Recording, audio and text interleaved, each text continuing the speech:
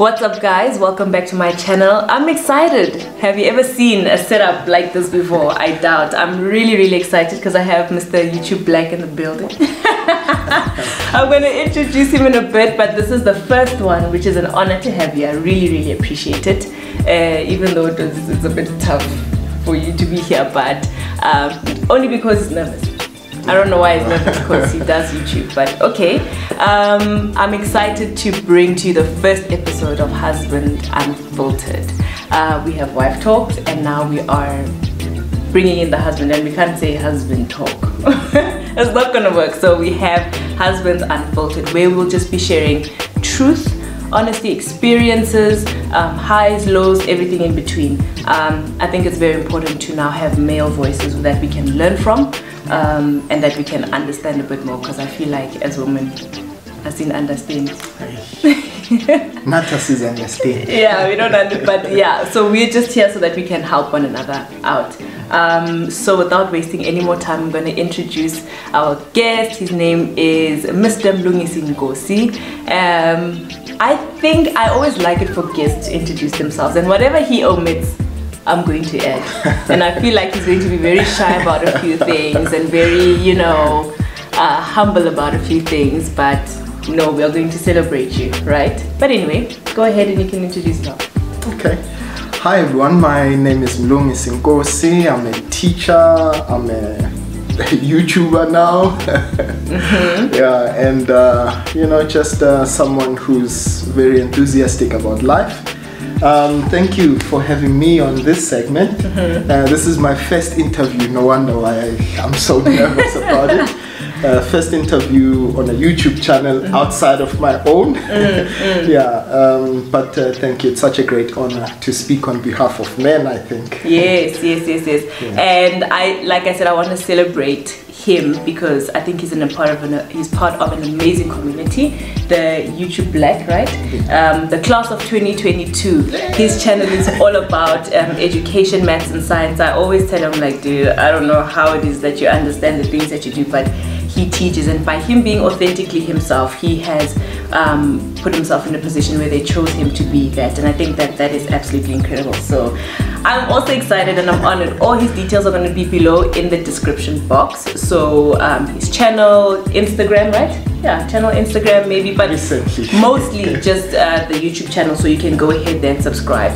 Without further ado, let's get into the video. Okay. So today's topic, we are going to be speaking about, obviously, as you guys know, we've had Katli on the channel to speak about her journey getting into marriage, starting a relationship with someone who has had a child. This is something that I feel like, especially nowadays, this is, dare I say, a norm. It's happened, you know, people have had children before they get married, and I think that transition sometimes can be a little bit hard. So I think it's great now that we have male perspective on what that actually looks like, and I want to know about how you facilitated that, how it all began, and I believe that maybe through your highs and lows that you will be sharing, someone will learn from it, you know. Maybe a guy who's in your position or a woman who's watching it can understand some things as well. So let's get into it. I want to know about the first time. Obviously, maybe you can tell us a bit about your upbringing, or your journey before, when you had your children, up until you met your wife. Okay. And yeah, and what that looked like, particularly once you had met your wife and now you're telling her about, ish, I have my children. Some people aren't as, they're not easily welcoming, let me say, to that. So I want to know about that process before and just when you met your wife, when you guys were planning to get married. Okay, so I'm a Christian, so I think I got, incepted into Christianity, or dare I say, I got saved, born again, you know, at quite an early age. Okay. At 11. Oh, 11. Yeah, 11 years old. Okay. Yeah. And, grew up in church most of my life.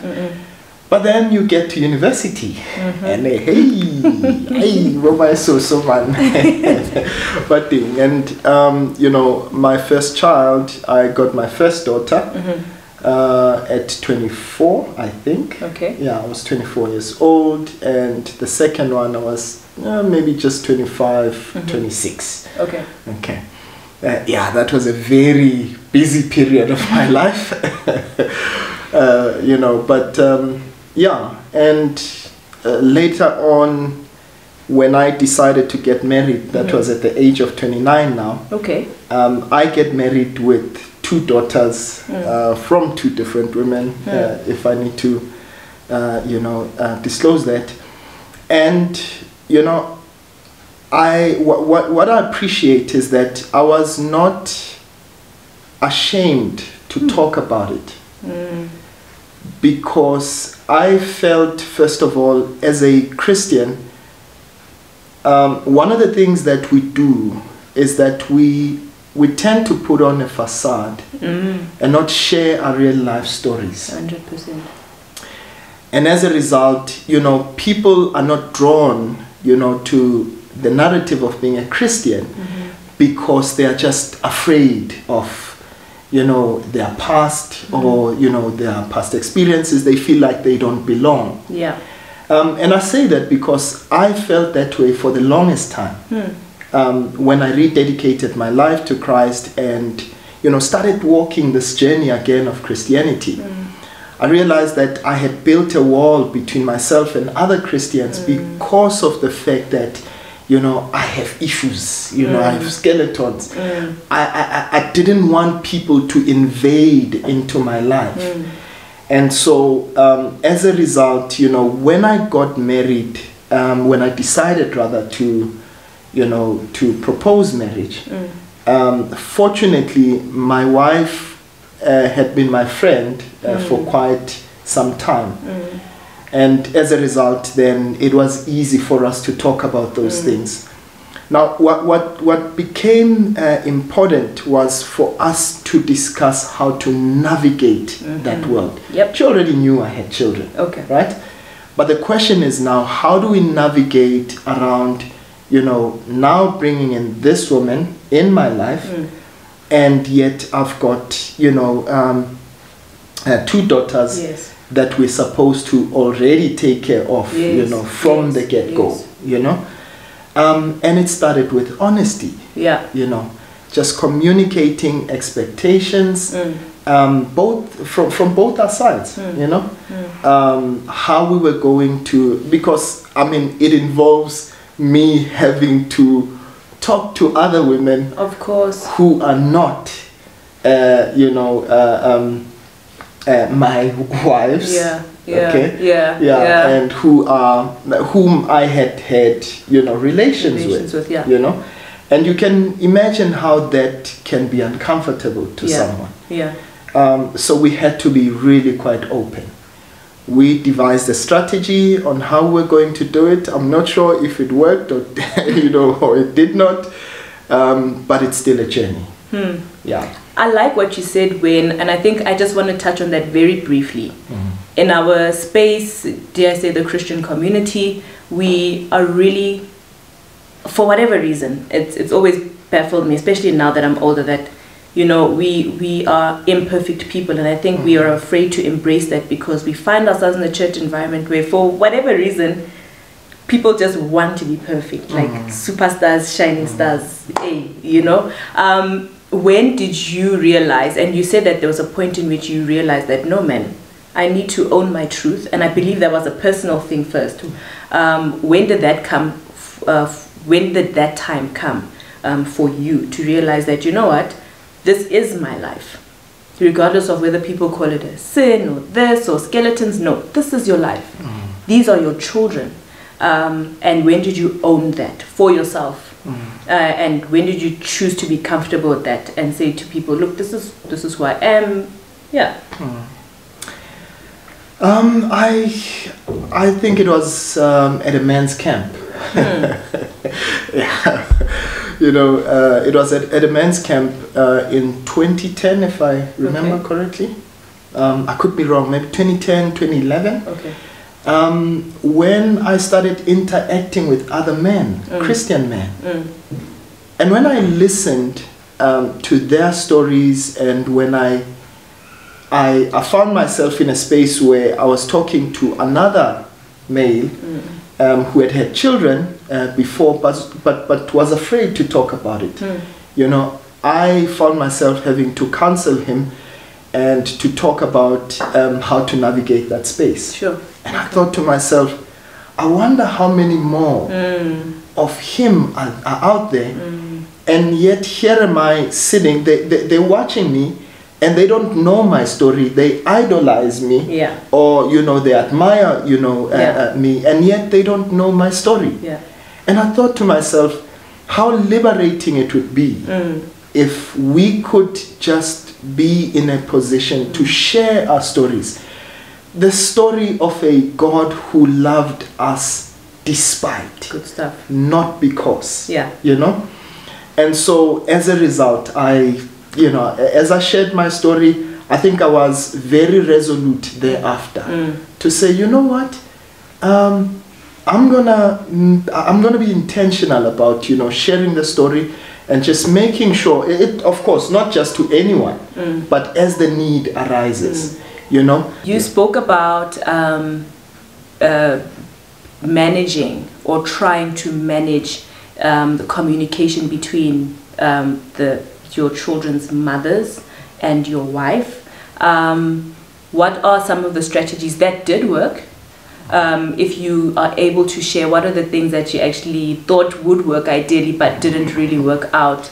What are the things that you could share maybe with people, the positive aspects of how to navigate that space where I'd learned, for example, with Ukatli, and I mean these things are different. What I'm learning is that these mechanisms are different, where the her husband said, no, you speak to her, you know. But what did that look like for you? What was that process like for you? Sure. Hey, all I can say is boo rough. So we had to have an open, frank conversation, my wife and I, and one of the strategies that we devised was to say, look, when it comes to communication, it's better for you to handle the communication. Okay, so it was, at that time, you were thinking it's better for your wife to handle communication? For my wife, yes, for her to handle the communication. And the reason for that is then it puts her at ease that there are no, you know, discussions. Extra, you know, you know. But how it's perceived on the other end is that you're the father of this child, not your wife. Got it. You know? Got it. And so it's a bit of a difficult conundrum to navigate, you know. We've tried so many other methods, you know, where I try to communicate, you know, when I communicate with one of the mothers, I would immediately make sure that before the day ends, I obviously talk to my wife about it, you know. So it looked different on different seasons. So there hasn't been a one-size-fits-all method, you know, that we could say this is what worked, but it's as and when the need arises. But what we try to do is we always try to make it as open and transparent as possible. It can be frustrating because, you know, sometimes to accede to some of the demands that are being made on the other end, you know, and please, I'm not trying to say anything negative about of course, anyone. Definitely not. Obviously, you know, when you're not staying with someone, it's very easy to misconstrue, you know, their circumstances. And, you know, when you say, I don't have the means right now, and it's perceived in another way, you know, on the other end, you know, you're not responsible and so on. But yet, you know, that's the difficult space to navigate. But you always have to make sure that, you know, you try and keep, you steer the boat, you know, in the right direction where you are in your home. as much as possible. As you're speaking, I have a question. Do you think it's easy for the conversation to say, or do you think it's easy for the decision to be made that let me take the kids? Or do you prefer that you see it as you're saying, for example, the children's mothers are there, they stay with them, they understand their needs. Do you think it's an easy conversation to say, actually, let me just take the kids so that I can know their needs, manage their needs, so that it doesn't seem like you're not pulling your weight? Because I think it's sometimes a little bit, dare I say, it's not easy for the other person to see that you genuinely are trying to meet every single need. Do you think that that decision to maybe bring everyone in and blend the family is easy, or is that also another touch and go situation? Sorry, for yourself, was that ever a consideration to bring all your kids under one roof? I think it would have been much easier. However, I did not have that opportunity, or that option wasn't available. Okay. Both mothers preferred to stay with the kids. Okay. And as a result, that conversation never even happened. Okay. However, I do think that that's a model that could work. Because what happens is that you learn to acclimatize to the needs, the immediate needs. You can see the needs as they arise. We're staying with our daughter, my wife and I, and I have seen the process of raising her. Yes. Because I've seen the different phases that she's undergone, and I've learned how to navigate each phase. And so you can imagine when someone tells you and you're not there, there's two ways of interpreting that. It could either be, you're an irresponsible father, you are not even there when umntwana egula, okay?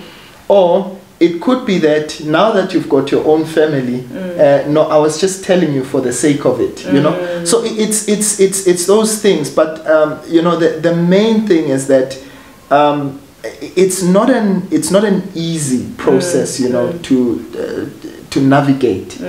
It's not one that is linear, I'm a mathematician, so so it's not one that is linear. It has a lot of outliers. One moment you think you've got this right, and then the next thing you fall off the bandwagon, and so on. But I personally, this is a personal opinion, I've always felt that it would be easier if all the children would be under one roof. Another thing is you also want them to relate with one another, so it's not easy. In my case, to have to coordinate between two other families to have all the kids under one roof at the same time. The schedules are different, and so on. So that's a very, very, very, very difficult space to navigate. But as I did say, if it could be possible to bring them under one roof, if that option was available, I'd take it. You just mentioned something about you. Obviously, it was an example saying your family. Do you feel like it's easy, or how has the journey been making sure that your children know that they are still part of your family? Because you're married, your wife is there, your daughter's there, they are under one roof. But now your other children, your daughters, do they feel that there is a gap missing because you have your family? I don't know if I'm making sense. Do you feel like that in itself causes a bit of a tough situation, for them internally? Have you been able to communicate these things to them? How have you done your part to make sure that, you're still my kids. Those circumstances doesn't really allow for us to be there. How did you, if you are still doing it and doing your best at it, how did you make sure that, dude, as much, yes, I have my family there, you know, or dudes, because they are kids, because there's two of them. How do you bring them into your heart, into your world as their father? Yeah. Can I be a bit more personal? You can. Okay. You can. You know, honestly speaking, that process has not necessarily been that easy when it comes to my first daughter. Okay. And as a result, there's still a bit of a distance, you know, one which I do hope that with time, you know, it can be easy to close that gap, or maybe an opportunity can be available for us to, you know, close that gap. So there is quite a bit of a gap. You know, it's something that one has had to grapple with, you know, and I want to say to all the people that are listening, you know, unfortunately, I think we easily get into a situation or position where we just want quick fixes. How to. But what I've learned about life is that life is a journey. Okay? There are different stages, there are different phases, there are different seasons that you navigate. And she's a teenager right now. And we've had quite a bit of time apart, you know, because the relationship between her mom and I is not necessarily the easiest to navigate. And I'm saying this to kind of liberate people out there, to understand these things happen. Christian or not, these things happen, you know. With my second daughter, it's been a little easier. I won't say we've got it, you know. But I will tell you that we spend as much time as we can whenever the opportunity avails itself. And yes, she's a teenager as well. And I can tell you that, you know, it's one tries by all means to create opportunity. One of the things that I had committed myself to doing was, you know, to try and take them out on a date, you know, whenever we get the time, because I've also realized that, you know, when they're around, they may not be as free and comfortable to talk when, you know, mama, my wife is around. But, you know, when I get the opportunity to talk to them on their own, oh goodness, you know. They don't stop. Yeah, they don't stop. They don't stop. So it's really about creating the opportunity. With my second daughter, one of the things that she's also asked me was, because both my parents passed on, sadly, but one of the things that she asked me was, can you take me to the grave, to the gravesite, you know, and so that I know where their graves are. And, you know, there I'm touching another very sensitive thing, you know, on the Christian end, because, you know, people want to suddenly associate that with you know, ancestral worship or whatever the case may be. But the reality is it's part of her heritage. So I haven't gotten around to do it as yet, but it is one of those things that, you know, I've committed to say, you know what, she should know my side of the family, you know, try and blend her in as much as possible, so that she knows. You know, the last time she was with us, I said to her, this is your family, you know, this is your home. You must understand you've got two homes. Okay. And essentially that's how I've tried to navigate it. How important is it for you that your wife has a relationship with your daughters? Look, I think extremely important. The moment we decided to take the journey of being together for life, I think automatically we might not have said it overtly, but automatically the expectation, you know, I try to shy away from that word quite a bit, because we create expectations. Yeah, but I think in hindsight, you always have the expectation that you are just going to be this as nuclear a family as possible, if I can use that word. That they are not going to feel as outsiders, as though they were outsiders in what I believe is their own home. Yes. You know, it is their own home. Yes.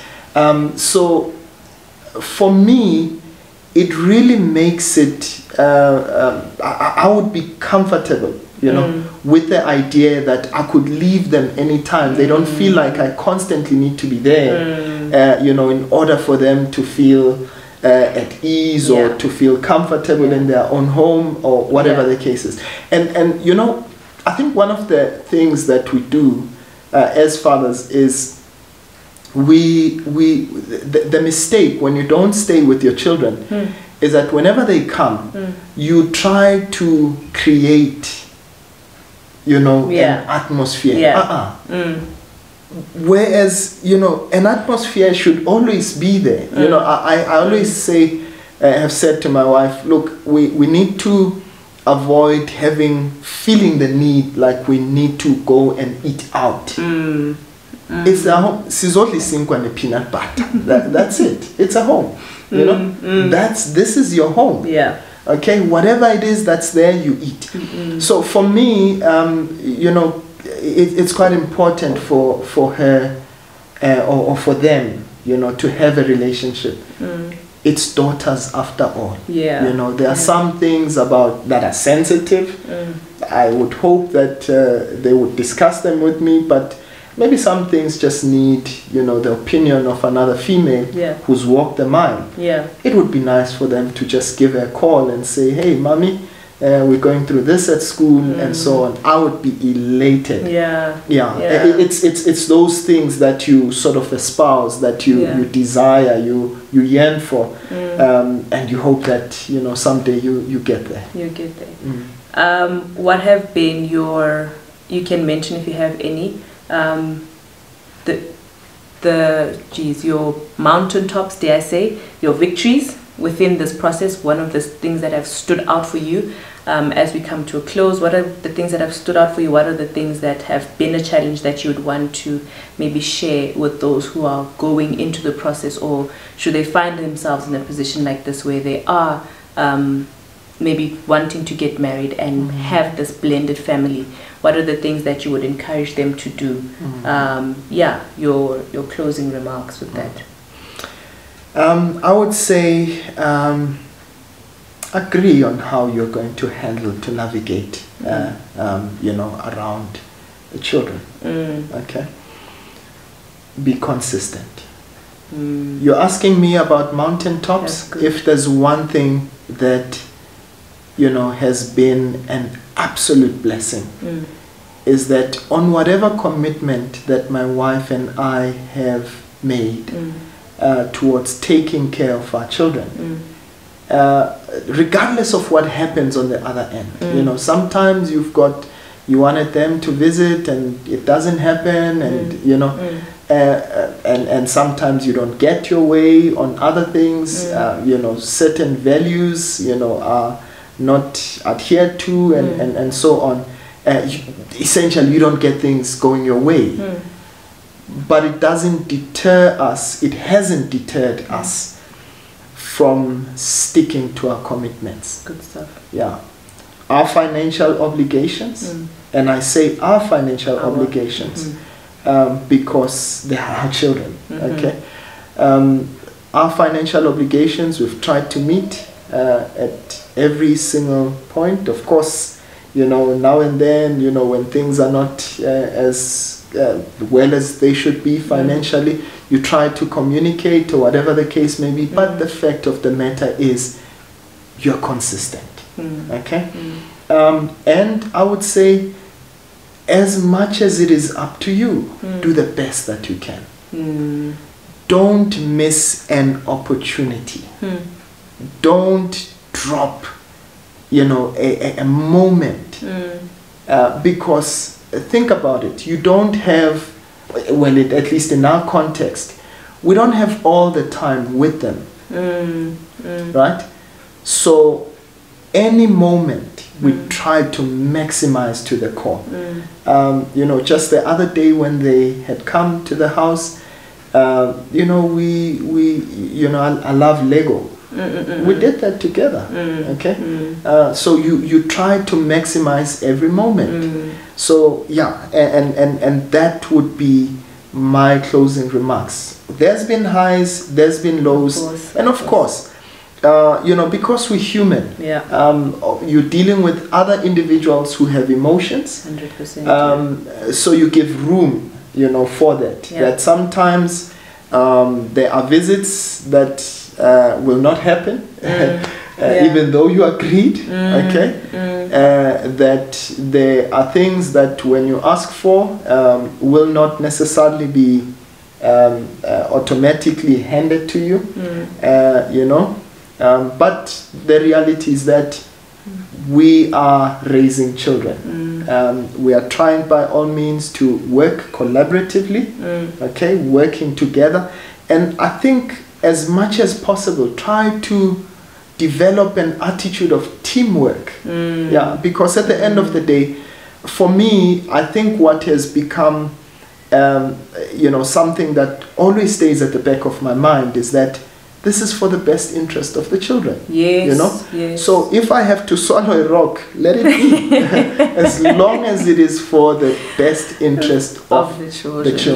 You don't want to burn those bridges and create the potential for the relationship between you and your children to be ruined. Absolutely. Yeah. Absolutely. Sure. Swallow a rock. Thank you so much for sharing your journey. I have even now a bit more understanding, and I think for the situations that are not as smooth sailing and not as black or white, I think the thing that you've highlighted the most is that the children need to be a priority. Yeah, absolutely. And yeah, even though it is tough, realistically speaking, it may not be the most rosiest journey, but if the vision is the children and their well-being, emotionally, so that it can help them even socially, etc., and mentally and all that jazz. I think that's something that you should prioritize if that is the journey that you are currently on. Thank you so much for teaching and enlightening us.